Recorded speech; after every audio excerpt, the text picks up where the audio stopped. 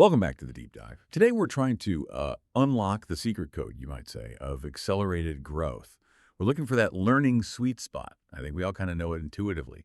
It's that feeling when a task is, well, just difficult enough. It forces you to stretch, maybe sweat a little, but it's not so impossibly hard that you just, shut down, give up. It's really that moment where your effort actually turns into real skill, something that sticks. Exactly. And that sweet spot, that's really the foundation for our deep dive today. We're exploring one of the really enduring concepts from cognitive science. It's the framework laid out by the Russian psychologist Lev Vygotsky. We're talking about the Zone of Proximal Development, or ZPD, as it's usually called. Our mission today is to really define its core parts, the mechanisms, like the more knowledgeable other, the MKO, and this temporary support system we call scaffolding. And then critically show how these Vygotskian ideas aren't just for kids in classrooms. That's important. We're going to show you how they're actively used in, well, incredibly high-stakes situations. Think elite sports training, complex engineering education, even things like advanced online learning design, and fascinatingly, how artificial intelligence is evolving. Okay, let's unpack that. You mentioned a core distinction. Let's start there. So if I can do something completely on my own, let's say balance my checkbook, pretty simple maybe, or write a basic paragraph that's my current ability, right? Yeah. Stuff I've already mastered. That's your actual development level, what you've got down cold, independently. Right. But then if I need some help, maybe guide, a tutor, some detailed instructions to do something a bit harder, like, I don't know, calculating complex interest over decades, or maybe drafting a persuasive light paper, that's my potential. That's hitting on your potential development level. And the ZPD, well, it's not actually a skill itself. It's the gap, the cognitive space between those 2 points, what you can do alone and what you can achieve with the right help. Vygotsky's central idea, which was pretty revolutionary at the time, was that instruction is only really effective, truly useful, when it operates right inside that gap. It has to push ahead of where the learner currently is, their actual development. Because think about it, if you're just teaching stuff the learner already knows inside out, you're basically wasting everyone's time. Right, boring and pointless. Exactly. And on the flip side, if the content is way too far out there, completely beyond their reach, even with help in that zone of impossibility we'll talk about, it just leads to shutdown, overwhelm, frustration, failure. The ZPD is that sweet spot. It's where real, meaningful cognitive growth gets sparked. It's how you turn that latent potential into something you can actually see and do. Okay, so framing the ZPD means we need to understand these boundaries of difficulty. Vygotsky broke it down into 3 zones for any given skill, didn't he? Visualizing this might help. Yeah, thinking of it as maybe concentric rings works well. The very center, the innermost ring, that's your foundation. These are the tasks the learner can perform completely independently. That's their actual developmental level. Right now, no help needed. Okay, solid ground. Then we move outwards into the more challenging area. Right. That next ring out, the intermediate one, that is the ZPD. These are the tasks that need guidance and support. You need that MKO, the more knowledgeable other, to succeed. The learner is almost there. They can kind of feel it, but they need that nudge, maybe a correction, or seeing it done right, that modeled example, to actually get across the line. And then the final ring, the outermost one. That's the stuff that's just way too hard, even if you had Einstein sitting next to you. Pretty much. That third zone represents tasks that cannot be performed at all right now. Right. Not effectively, anyway. It doesn't matter how good the teacher is or how much support you throw at it. It's usually because the learner is missing some fundamental prerequisite skills, or maybe the underlying cognitive structures just aren't there yet to even process the task, Like trying to teach calculus to someone who hasn't grasped basic arithmetic. It won't work. You have to respect those boundaries. What's really interesting, though, is that the ZPD, this middle ring, it's not like a fixed line you cross once and you're done. You said it's a moving target. That's absolutely crucial. It distinguishes this theory from, say, a static IQ score. The ZPD is dynamic. It's constantly shifting. The very moment you successfully do something with guidance, that task starts to become internalized. It begins moving out of the ZPD and into that inner ring, your zone of independent performance. So your actual abilities expand. Which means the ZPD itself has to move too, right? To encompass the next set of challenges. Exactly. It has to shift forward. If the instruction is working well, the ZPD is always, in a sense, shrinking from the bottom as skills become independent and expanding at the top edge as new potential challenges come into view. And making that transition, needing help one day, doing it alone the next, that's the whole point of teaching or coaching within the ZPD. That's the entire goal, helping the learner move from assisted performance to independent performance. Vygotsky put it beautifully. What the learner can do in collaboration today, they'll be able to do independently tomorrow. It really frames learning as this deeply social, forward-looking process. Okay, so making that jump from assisted to independent needs some kind of outside input, right? Energy, expertise. That's where the MKO comes in. Yeah. Now, I know traditionally MKO often just meant teacher or adult, but looking at how this applies today, that feels way too narrow. It's really critical to get this right. The MKO is deliberately meant to be flexible. It's a broad concept. Simply put, it's anyone or even anything, as we'll see, who has a better understanding or a higher skill level than the learner for that specific thing, that specific concept, process, or task. Expertise is relative here. So yeah, the classic example is the teacher, the tutor, the coach. That's obvious. But you'd easily have, say, in a group project, one student who's just a bit more savvy with spreadsheets becoming the MKO for the data analysis part, even if they're the same age. Absolutely. That taps into the power of peer learning. Huge potential there. And we can totally flip the age thing, too. Think about tech skills. You might have a 10-year-old who just intuitively gets a new app or some complex game mechanics. They become the MKO when they teach their grandparent how to use it. Their expertise is purely based on skill in that context, not age or any formal certificate. That makes total sense. But here's where I want to push a bit on the sociocultural piece. Vygotsky emphasized social guidance, language mediating things. Can we really say a non-person entity, like an algorithm or a software program, can truly be an MKO? Doesn't that change the meaning? That's a really important question, and it's something contemporary research is always exploring. But if we look at how advanced learning works now, especially with technology, we see that the MKO can function as a non-person entity. It works when that technology embodies structured, responsive support. Technology itself, through careful instructional design, becomes one of those cultural tools Vygotsky talked about. Okay, can you give a concrete example? A non-human MKO really doing the job? Sure. Think about electronic performance support systems, EPSS. They're used a lot in technical fields. Imagine an aircraft mechanic troubleshooting a complex engine fault. Instead of having to call over a senior mechanic, a human MKO, they access a digital system right there on a tablet. This system gives them context-sensitive, step-by-step guidance based on the specific error code the engine is showing. It's not just a static manual. It filters information, shows annotated diagrams, maybe highlights the specific part. It guides them through the diagnostic process, much like a supervisor would.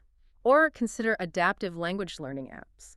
They give you immediate feedback on your grammar or pronunciation in real time. Ah, okay. So the algorithm is the knowledge base, and the interface is providing the scaffolding, delivering that guidance right when you need it, letting you do something you couldn't quite manage alone. Interesting extension. It definitely stretches the original social interaction idea, but it fits the core function, providing timely support within the ZPD. So we have the right guide, the MKO, human or maybe not, and the right level of challenge, the ZPD. The crucial part, then, is how the MKO actually helps bridge that gap. And that brings us to scaffolding. The term itself is such a great visual. It really is. It clicks because it captures the essence perfectly. Yeah. Temporary support. Just like scaffolding on a building supports the structure while it's being built, but crucially, it comes down once the building can stand on its own. Instructional scaffolding is meant to be temporary, too. And we should probably repeat that important historical point.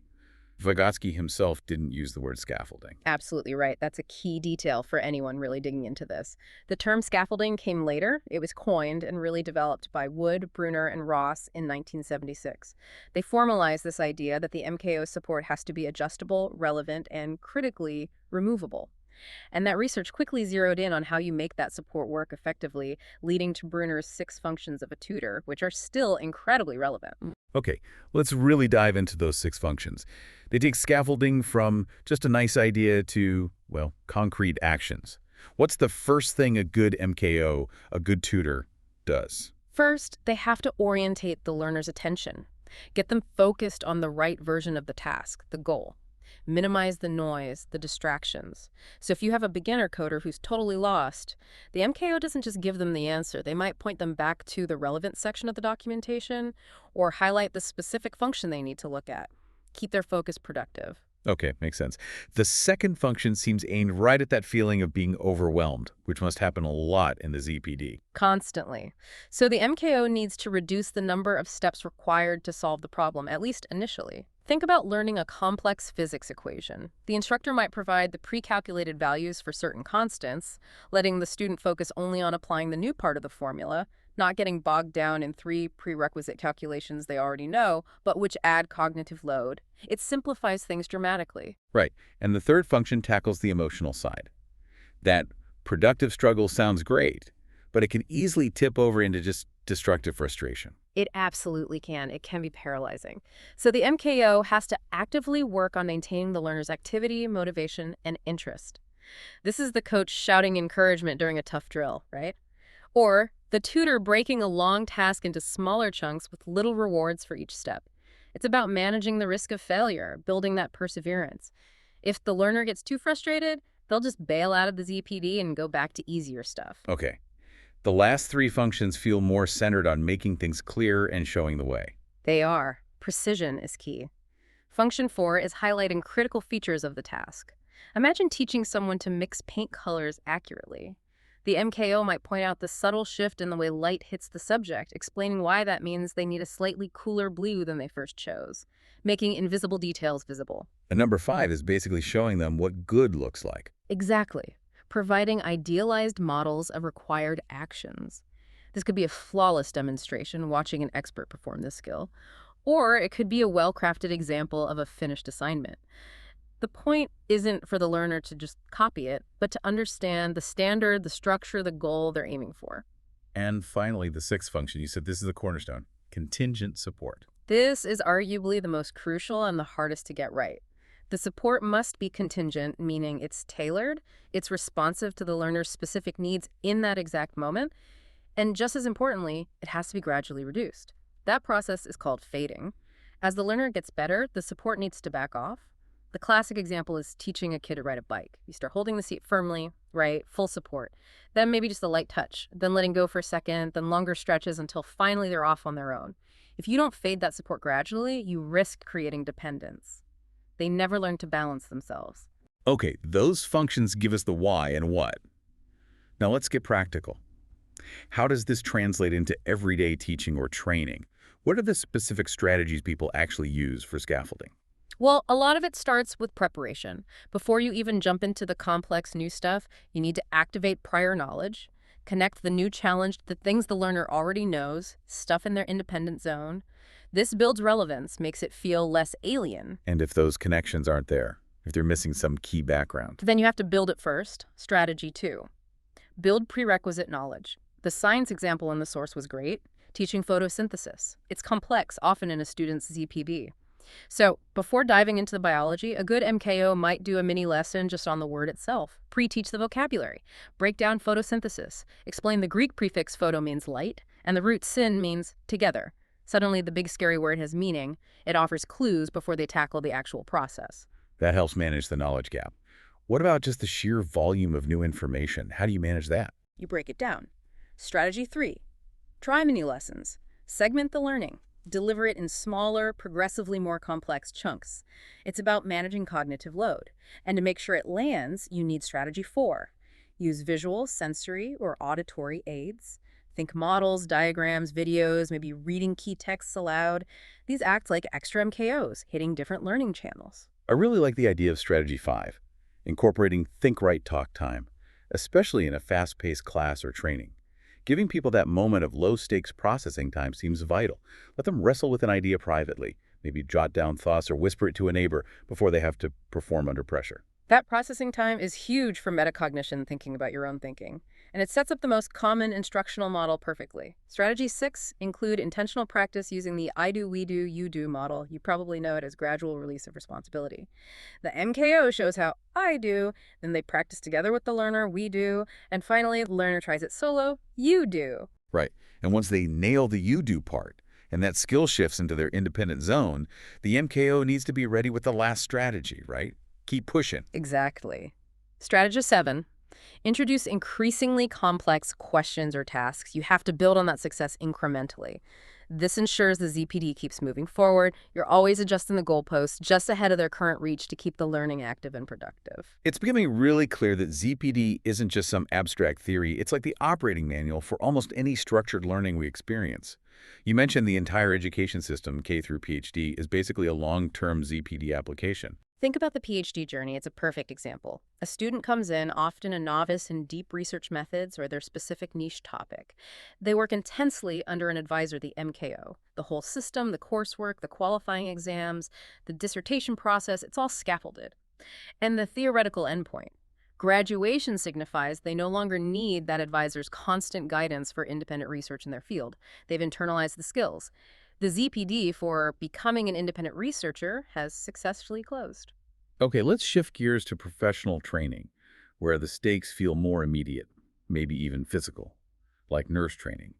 How does ZPD work when learning to give an injection? Oh, that's intensely scaffolded for obvious reasons. It starts with clear verbal instructions, maybe watching videos that's providing the idealized model. Then practice usually begins on something safe, like oranges or simulation pads, low risk of failure. Then the clinical instructor, the MKO, provides very direct support.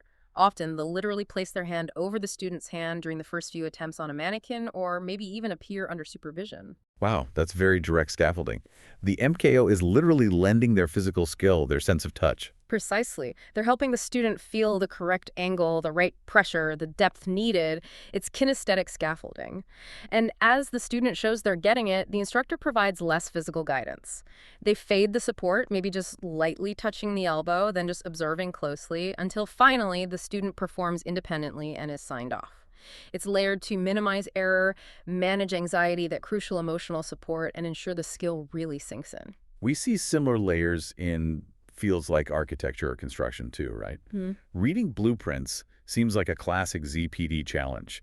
A blueprint is a tool, but useless if you can't decode it. Absolutely. For a complete novice, a full set of construction blueprints is just overwhelming noise. It's way out in that third zone, the impossible zone. So the learning has to be incremental. You start with the basics. Master reading simple floor plans first. Understand elevations, what the building looks like from the outside. Learn the symbols for doors, windows, basic materials. Kind of like learning the alphabet and grammar of the design language first. That's a great analogy.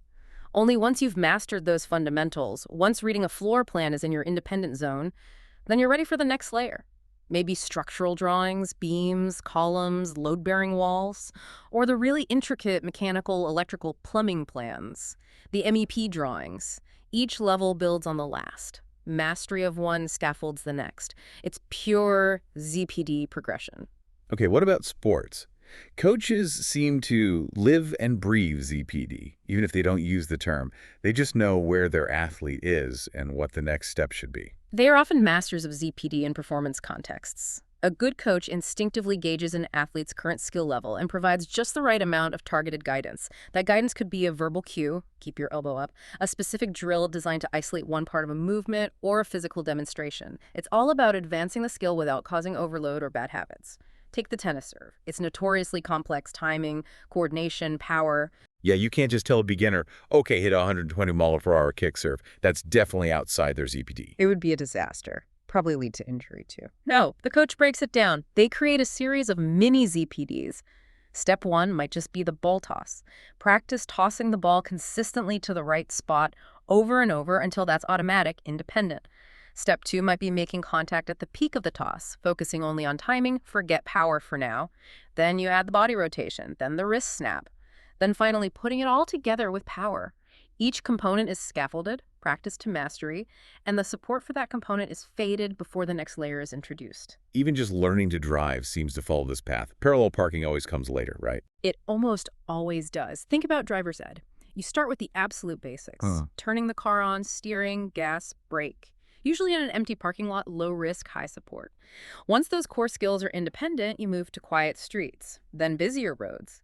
Parallel parking requires tricky spatial judgment, using mirrors effectively, fine motor control.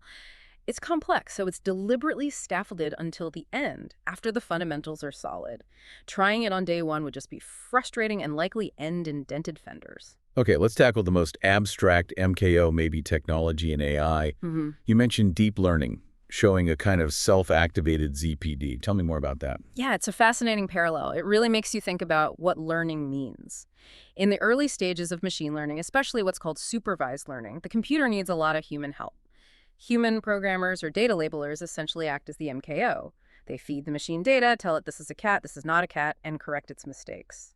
So the human provides the initial scaffolding, validating or correcting the machine's attempts at categorization. Exactly. But as these systems get more sophisticated, moving into areas like reinforcement learning, they start using algorithms to explore, test actions, and evaluate outcomes themselves. They learn from trial and error, guided by a reward function, requiring much less explicit human labeling for every single step.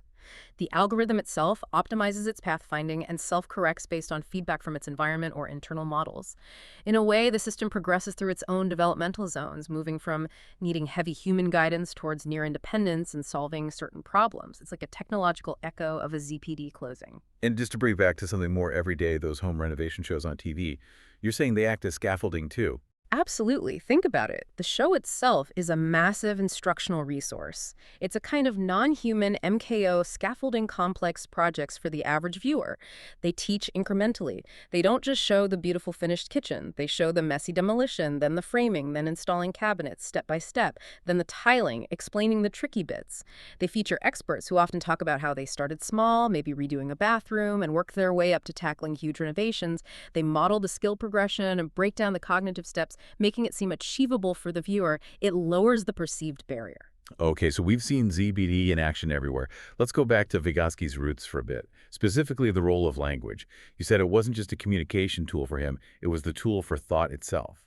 Yes, fundamentally. For Vygotsky, language, along with other cultural tools like symbols or technology, actively mediates and shapes our cognitive development.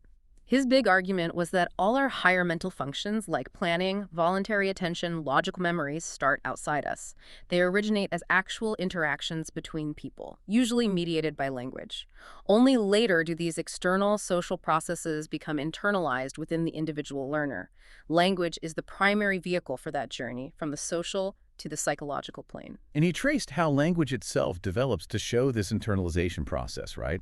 Starting with just talking to others' social speech. Exactly. That's basic communication, starts very early. But then, around age 3, something crucial happens. Private speech emerges. This is when kids start talking out loud, but to themselves. They're not necessarily trying to communicate with anyone else. It happens when they take the language they've heard adults use for directing behavior or solving problems in social settings, and they start using that same language to guide their own actions, their own planning, their own self-control. Yeah, you hear little kids doing it all the time while playing. Okay, the blue block goes here. No, wait, the red one first. Turn the car. They're narrating their own process. Precisely. They're essentially performing that instructional guiding function out loud for themselves. It's the social dialogue turned inward, but still audible. And Vygotsky's key insight was that this private speech doesn't just fade away. Around age 7 or so, it gets transformed. It goes underground, becomes silent, and morphs into inner speech. Inner speech is basically verbal thought. That silent, quick dialogue we have in our heads when we're thinking through a problem, planning something complex, or regulating our own behavior. Private speech is the vital bridge to get there. That's fascinating. And the source mentioned some later research that built on this, using physical objects to help kids make that leap, especially for abstract things like reading. Yes, techniques aimed at materialization. The idea was to make abstract concepts concrete, tangible, by pairing them with physical objects and the child's own private speech. Think of using Cuisenaire rods in math. Those colored rods give physical substance to numbers and operations like addition. Or, in early literacy, a great example was using a word window. Just a little cardboard frame that a child physically slides along a line of text.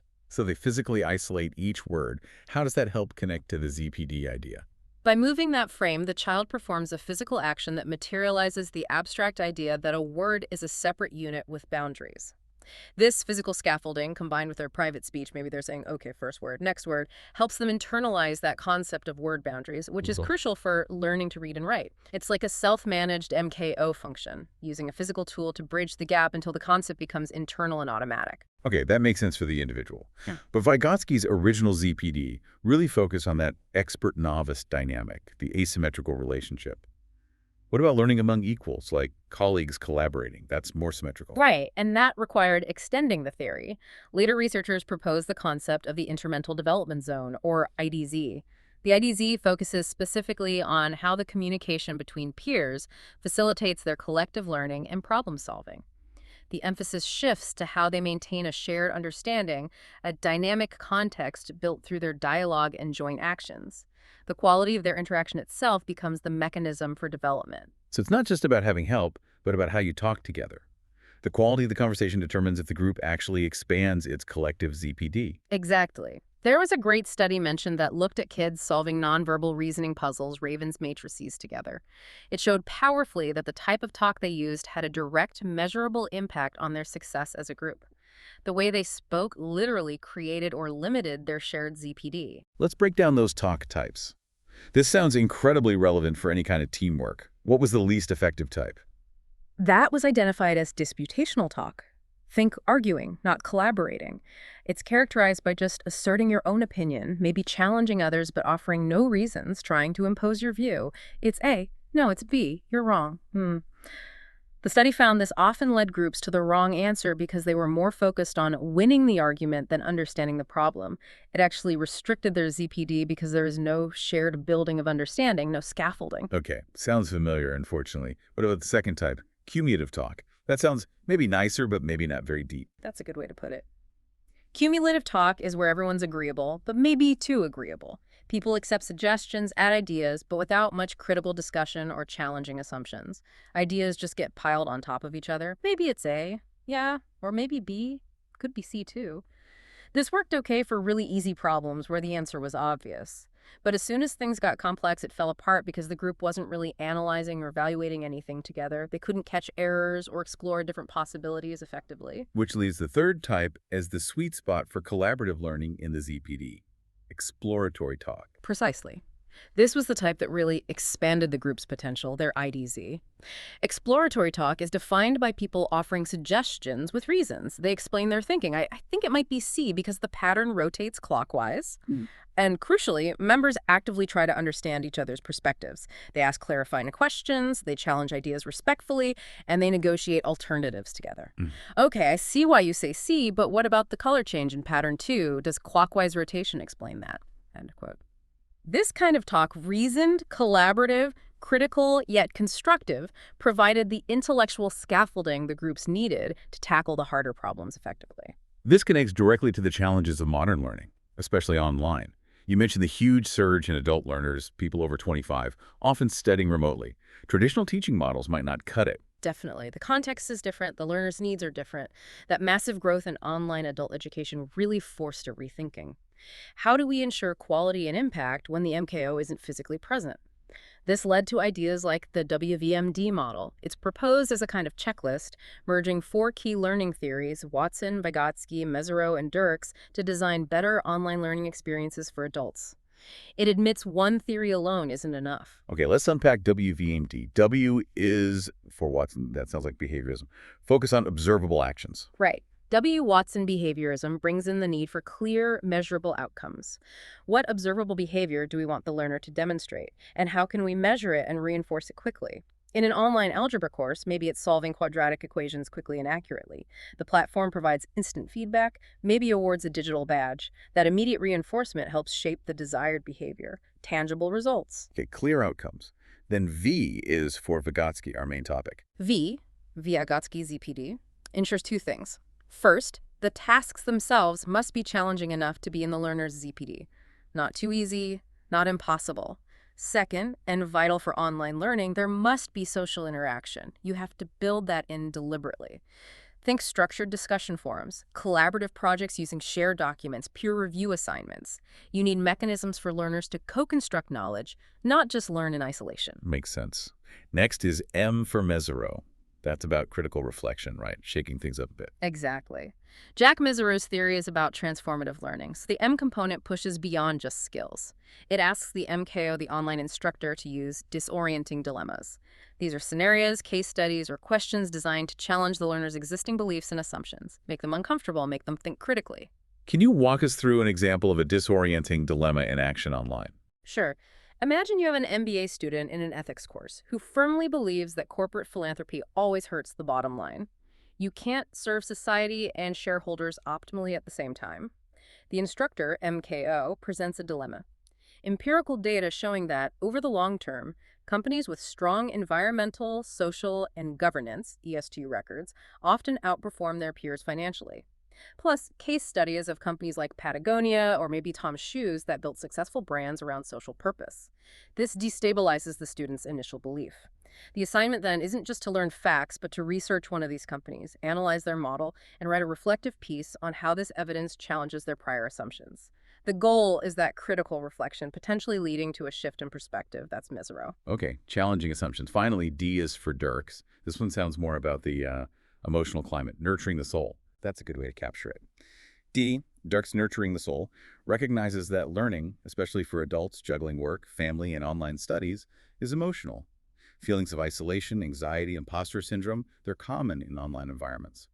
Dirks reminds us the MKO needs to be acutely aware of and support learner emotions. This means actively cultivating a supportive community. The instructor needs visible presence, offers encouragement, facilitates peer support, maybe sets up virtual study groups. When giving feedback on a tough assignment, it's not just about the grade, but about framing mistakes as learning opportunities, fostering psychological safety, ensuring the online ZPD feels like a safe place to struggle and take risks. So, the WVM D model tries to create a holistic online environment, clear goals, challenging tasks with social support, critical thinking prompts, and emotional safety nets. That's the idea. A multifaceted approach for a complex learning scenario. Okay, so ZPD is powerful, but it's not magic. Applying it consistently sounds really hard. There must be challenges, pitfalls. Oh, absolutely. It's far from a simple formula. The biggest practical hurdle is probably just finding the ZPD accurately in the first place. Because it's individual and it's constantly moving, identifying it requires really ongoing dynamic assessment, not just a pretest. An instructor needs to be constantly observing, tweaking the difficulty, seeing how the learner responds moment to moment. That's incredibly demanding, especially with groups. What needed help yesterday might be independent today. And the person providing the help, the MKO, whether it's a teacher or a manager or a peer, they need real skill to do it well, right? Definitely. Scaffolding expertise is crucial. It's not just about knowing the subject matter. It's about knowing how to break it down, what kind of prompt to give, when to give it, and critically, when to start backing off. It's that Goldilocks problem. Again, the support has to be just right. Too much is as bad as too little. This takes training and practice for educators and mentors. And if you give too much help for too long, that leads to the over-reliance risk. Precisely. The learner can become dependent on the scaffolding. They never develop the confidence or the internal strategies to tackle the problem alone. The support becomes a crutch instead of a temporary platform. If the scaffolding stays up long after the building is stable, it actually gets in the way. The goal is always to make the MKO redundant for that specific skill. Which brings us back to that core idea. Yeah. Closing the ZPD isn't supposed to be easy. It actually requires the importance of productive struggle. Yes. Growth fundamentally requires effort. If a task feels effortless, you're probably not in your ZPD. You're likely in your zone of independence. Effective instruction should feel a bit challenging, maybe even slightly frustrating at times. That's the feeling of your brain working hard, stretching, making new connections. So a good MKO doesn't just provide answers. They also help cultivate the learner's internal resources, things like a growth mindset, believing you can improve, perseverance, resilience when things get tough, and self-efficacy, believing in your own ability to succeed. Learners need to understand that struggle isn't a sign of failure. It's part of the process. It's the engine of internalization. Wow. Okay, so this deep dive really hammers home that the zone of proximal development isn't just an academic concept. It feels like the underlying blueprint for how we learn anything meaningful. It's everywhere in classrooms, yes, but also in professional training, sports coaching, how we learn new tech, even how we structure effective team conversations. It really is. And it offers such a different, more hopeful way to think about potential. You know, the source mentioned dynamic assessment, which came out of Vygotsky's work. It challenged the old focus on just measuring past learning. How did the learner get to be how they are now? Instead, dynamic assessment tries to discover how can this learner become what they are not yet? What's their potential with the right support? It shifts the focus entirely to future capability. From limitations based on the past to possibilities for the future through intentional learning. Exactly. And the really powerful takeaway for you listening right now is that you're already using ZPD principles, probably without thinking about it. Every time you watch a tutorial video to figure something out, or ask a colleague for advice on a tricky part of a project, or follow a recipe step by step you're operating in a ZPD using an MKO. The next step, the really powerful step, is to start recognizing these processes consciously. Identify who or what acts as your MKO in different situations. Think about the quality of your interactions. Are you engaging in that effective exploratory talk when you collaborate? And maybe even more importantly, actively seek out your ZPD. Don't just wait for challenges to happen. Ask yourself, what's the next level of complexity I can realistically tackle right now? And what support, what scaffolding can I deliberately put in place to make sure my struggle is productive, not just painful? That intentional search for the edge of your current ability and finding the right support to push beyond it, that's how you actively accelerate your own growth and unlock the potential you haven't even realized yet.